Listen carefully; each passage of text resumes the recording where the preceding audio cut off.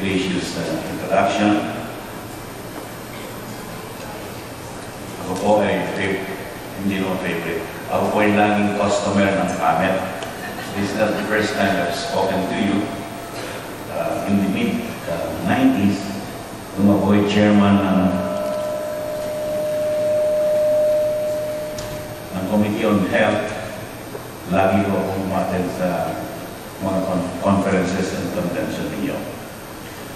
Pabatiin niyo po muna ang ating Pangulo, ang very dynamic Laila Torrento.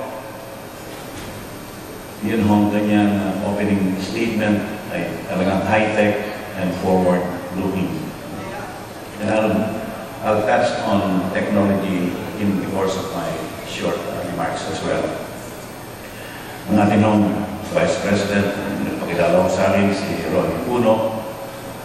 Nung nabas ko at malaki ang mukha niya, akala ko si Secretary Ronnie Puno.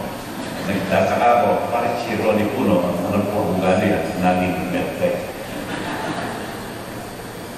Si Gina ho, ating Executive Secretary, si Edgardo J,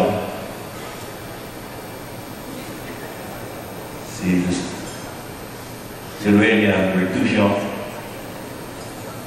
si Gamaliel Pulgueras. Ikaw ang dalawang nakupo dito. Nakabaliktad ho ang nameplate at wala ho sa listahan. Si Rachel ang chairman ng ating scientific sessions at si, malayo yan, hindi ko na nababasa yan. Si Lilian. Mga kasamahan ko po sa health and medical community, mga kaibigan. It's always a pleasure, it's always a source of great happiness for me, really, to be able to talk with people from the health and medical community, sapagkat ako po ay lumaki in a health-infused environment, sapagkat ang nanay at tatay ay mga nurses from PGH. At sila ho ang kauna-unahang health professional sa aming maliit na bayan ng Pader. Pagkatapos ng pag-aral sa PGH, bumalik ko sila sa aming hometown at halos kalahati ho ng mga pinanganak sa aming bayan ay pinanganak na nanay at ng aking tatay. Kaya nung tumakbo ko ng pagka-mayor ang aking tatay, hindi siya matalo-talo. Dahil kalahati ng butante, mga pinanganak niya. So, even as a young man, although I was trained in the law and grew up in the law background, one of the first legislations, first laws that I proposed and got into law in the Senate when I became senator were all about health. Yun hong Magna Carta for public health workers, tinaas ko ang status, pay, and compensation ng ating mga health professionals. Yun hong generics law. Ako rin nagtulak niyan, despite the very heavy lobbying by our pharmaceutical companies and other interests na ikasawa natin yan. Yun hong breastfeeding. Ako rin ang gumawa niyan. At pinapagtawanan nga ako kung bakit daw ako interesado sa breast. Hindi breast, sabi ko, human milk. Human milk for infants, hindi breastfeeding. At nung pinaliwanag ko na pinakamagaling na pagkain ng mga bunso, ng mga bata, ay human milk. Lahat o, unanimous o, itong breastfeeding o, na ito sa atin. At tayo po, ang Pilipinas, was congratulated by the head of the UNICEF because we were the first country in the world to have enacted it by law. Di ba, administrative ruling lang ng Department of Health nila to encourage breastfeeding. Tayo po lang ang pinakaunang bansa sa buong mundo na nagpasa ng batas requiring breastfeeding and child-friendly hospitals. At yung PhilHealth, nung binuo ko yan, halos walang mga expert sa health insurance sa Pilipinas. Kukunti ko sila at sa tulong mo ni Secretary Angara noon, si Undersecretary Tagiwalo ng Health at ilang mga economista ng UP, binuo natin yan. At ngayon, meron pa tayong health insurance. I will touch about that later on. So, my interest in the status of health, in health for our people, is abiding and enduring because ang sabi nga ako ng isang philosopher, you show me how a nation treats its own people in terms of health, and I will tell you the status of the civilization of that people.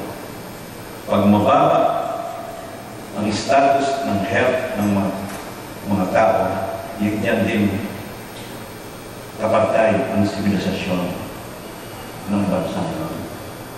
Kaya napaka-importante yun how politicians and government treat the health of their people. And that's why I'm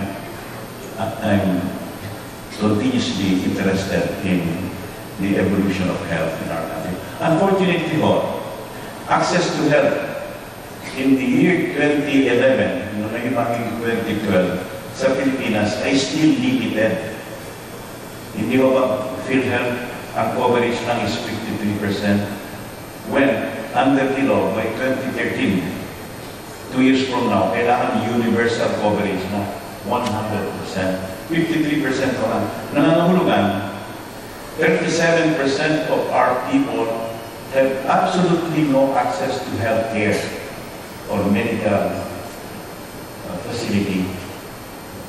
At halos 1,000 hospital or rural health clinics at about 100 government hospitals are not even accredited by PhilHealth up to now. Eh samantalang, yung mahihirap po, ang pinupuntahan niya sila ay yung public clinics and public hospitals. Hindi man yung mga Makati Medical or St. Luke's, yung mga public hospitals. At doon sa 53% na coverage ng PhilHealth, ang karamihan doon ay yung can afford medical access. They have income to support their families. Yun ang lowest quintile. Yung poorest of the poor are not even covered. So yeah, that's a source of worry.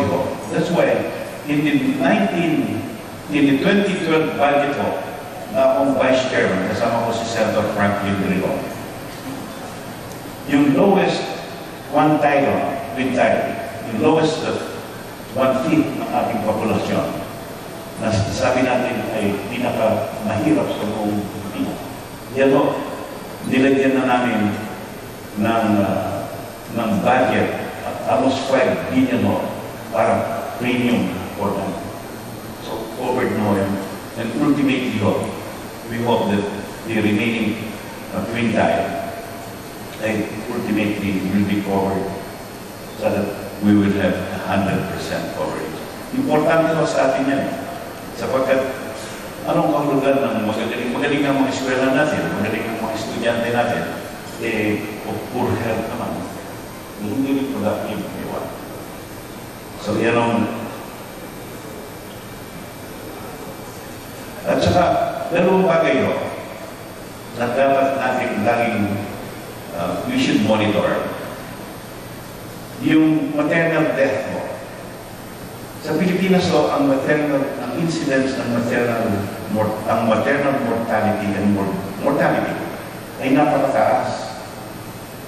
Isa sa pinamataas sa buong Southeast Asia. If I'm not mistaken, about 35 mothers died during delivery out of 100,000. Doon naman sa infant mortality, yung mga namamatay ng mga sanggol during birth, during live birth. 37 children died out of 1,000 live births sa Pilipinas. Again, pinakamataas o yan, isa sa pinamataas sa Asia. Kaya nga, yung sinasabing millennium goal natin on infant mortality and maternal health, hindi mo natin ma-attain. So we must all be concerned because that is your life focus as health professionals. Na ang kalusugan ng ating mga sanggol at ang ating mga nanay is at risk. Ang sabi nga ho, the worst place to be in, or one of the worst places in the world to be living, if you're a mother or a child, is in hindi mo ba napakasamang batch niya? Sinabi nila, pinakamasamang airport sa Pilipinas. Huwag sana naman nilang idagdag ng pinakamasamang lugar na lumaki ang bata o maging nanay ay sa Pilipinas. So, but despite that, we hope that the 2012 budget which we have put together will solve some of those problems. And slowly, we will begin to restore the Filipino to good health. Ngayon. Sa ngayon ho, and here I focus now on technology because medtech, if at all, is at bottom a technology-centered profession. You are at the center of a revolution in technology. Sa ngayon mong panahon, the world is being moved by 4 technologies: ICT, Information Communication Technology, Biotechnology, Nanotechnology, yung science of the small, at saka ho, yung Neurotechnology, study of the age. At yan ho ang gusto kong i-focus to study yung brain science ho, sapagkat lahat tayo is affected by, we all have brains, di ba? At kaya nga, for 2012 ho, nagtayo ko ng Institute on Aging,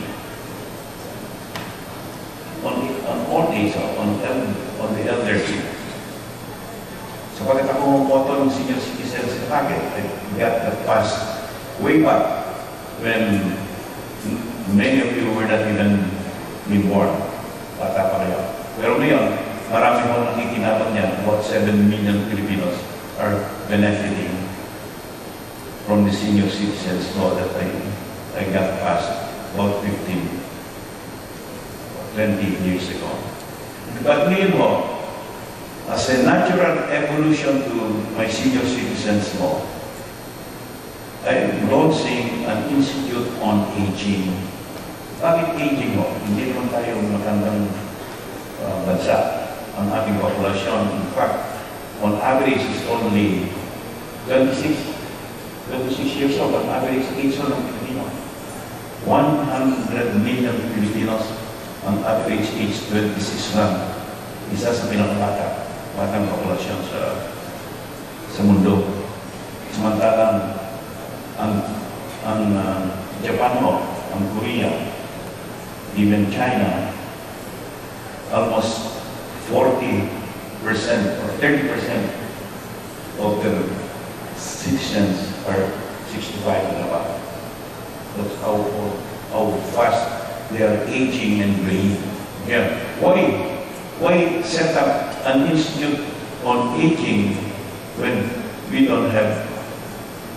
not yet reaching a graying population?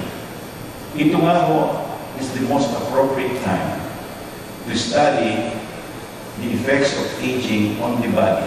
Sapagkat contrary to popular perception, aging,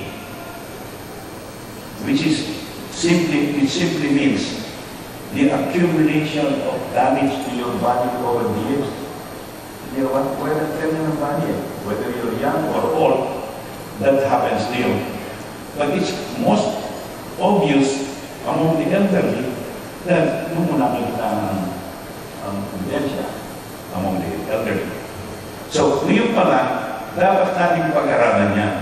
Sa Japan ho, sa Korea, sa Amerika, the Institute on Aging is so far advanced in their study. Napag-aralan na naman nila the effects of aging. At saka ang pag-aaral na yan, ang science ng aging, is not simply on the process of getting old. Yan hong pag-aaral sa aging, sa gerontology, affects those diseases that afflict everyone. Cancer, cardiovascular, diabetes, Alzheimer. Yan ho are diseases common to all, whether you are old or young, that will happen to you. But we must change our mindset even now. That aging, number one, is inevitable. Because of the advancements in science and medicine, especially in stem cell and biotechnology and brain science, they have now reached the point that they can regenerate the cells that make us old.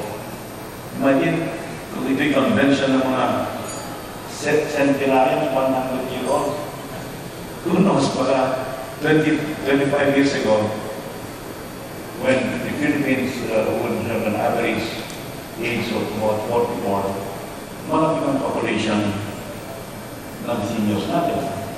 Ang convention ng PAMET will be a convention of the elderly and the seniors.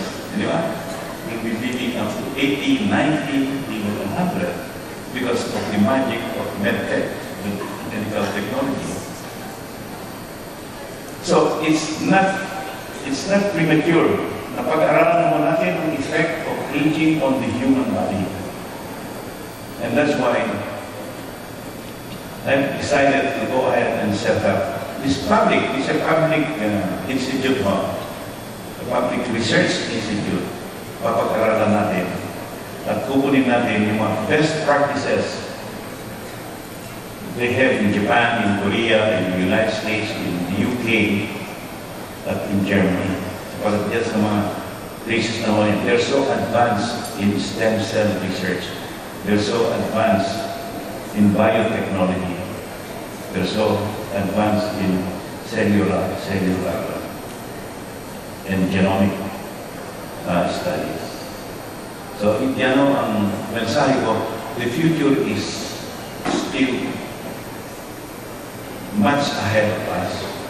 We are fortunate that we are a young population, but we are less fortunate because we have not done enough, we have not invested enough in our health systems, even in our education system, to make our people healthy and bright. But it's not too late. It's not too late. We're raising generations of young, dynamic leaders, forward-looking, technology savvy, that we hope that the next generation will profit from their experience and learning. But at this point, I just want to focus on how to age smartly, smart aging system, so that we all gracefully age and live longer, but not just simply live long, but live better and live more service to our people.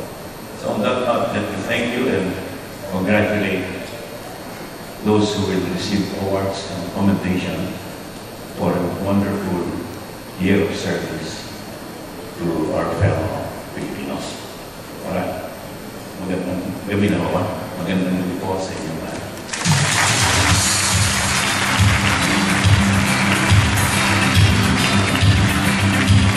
Thank you very much, Senator Angara, for that very inspiring talk and for gracing this momentous event with us. We do hope that you continue our full supports to the association and in particular in the health welfare of the public in general. To hand the plaque of appreciation to our honorable guest, Senator Angara, may call on the PAMET National President, Dr. Alaina Florento, to be assisted by Ms. Razel Tawano, Chair Committee on Scientific Sessions. In the recitation, may call on the National Vice President, Mr. Rinaldo Puno.